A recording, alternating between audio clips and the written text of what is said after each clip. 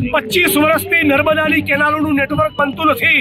એ નર્મદાની કેનાલોનું નેટવર્ક પૂરું કરો અને ઉદ્યોગપતિઓના પૂંજીપતિઓના ભાજપની સરકારે દલાલી કરવા માટે દેવા માફ કર્યા તો ખેડૂતોના દેવા પણ માફ કરવા પડશે।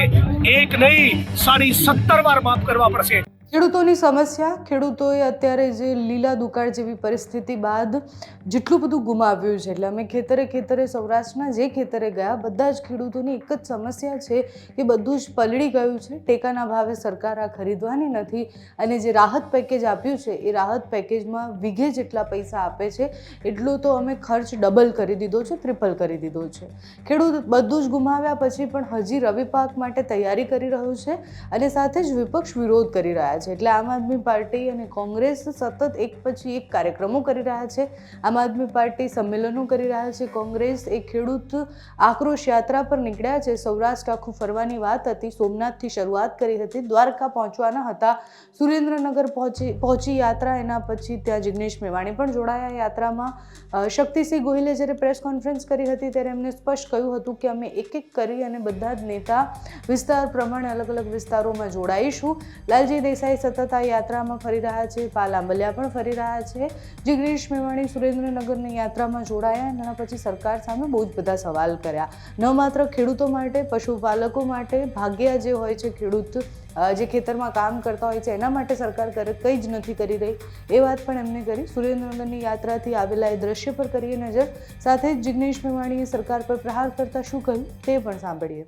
રાજ્ય સરકારે પોતે કબૂલાત કરી અને જાહેરાત કરી કે ગુજરાતમાં અતિવૃષ્ટિ અને કમોસમી વરસાદના કારણે લગભગ 42 લાખ હેક્ટર જેટલી જમીનમાં ખેડૂતોની કાળી મજૂરીનો પાક બરબાદ થયો।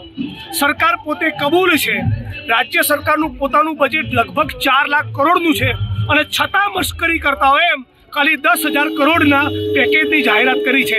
આને ગુજરાતના ખેડૂતો, ગુજરાતના નાગરિકો અને વિપક્ષ તરીકે અમે બિલકુલ ચલાવી લેવાના નથી અને એટલા માટે ખેડૂત આક્રોશ યાત્રા લઈને નીકળ્યા છીએ।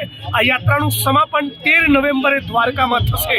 પણ સરકારને કહેવા માંગી છે હવે ગુજરાતના ખેડૂતોને, દૂધ ઉત્પાદકોને ટેકાના ભાવને પોષણક્ષમ ભાવ ના મળ્યા તો ગુજરાત કોંગ્રેસ અને ગુજરાતના ખેડૂતો, દૂધ ઉત્પાદકો બિલકુલ સાંખી લેવાના નથી। ગુજરાતના ભાગ્યા ખેત મજૂરોને તમે 1 રૂપિયો વળતર આપ્યું નથી। ખેડૂતોનું વળતર પણ વધવું જોઈએ અને ભાગ્યા અને ખેત મજૂરોને પણ વળતર મળવું જોઈએ। ગુજરાતની અંદર પાક ફસલ વીમા યોજના બંધ કરી આને નવેસરથી ચાલુ કરો। ખેત મજૂરોમાં જમીનોની સાથણી, જમીનોની ફાળવણી શરૂ કરો। 25 વર્ષથી નર્મદાની કેનાલોનું નેટવર્ક બનતું નથી। એ નર્મદાની કેનાલોનું નેટવર્ક પૂરું કરો અને ઉદ્યોગપતિઓના પૂંજીપતિઓના ભાજપની સરકારે દલાલી કરવા માટે દેવા માફ કર્યા તો ખેડૂતોના દેવા પણ માફ કરવા પડશે। એક નહીં 17.5 વાર માફ કરવા પડશે। એ કહેવા માટે લાલજીભાઈના નેતૃત્વમાં, કોંગ્રેસ પાર્ટીના નેતૃત્વમાં સમગ્ર ગુજરાતના ખેડૂતોને જગાડવા આ ખેડૂત આક્રોશ યાત્રા નીકળી છે।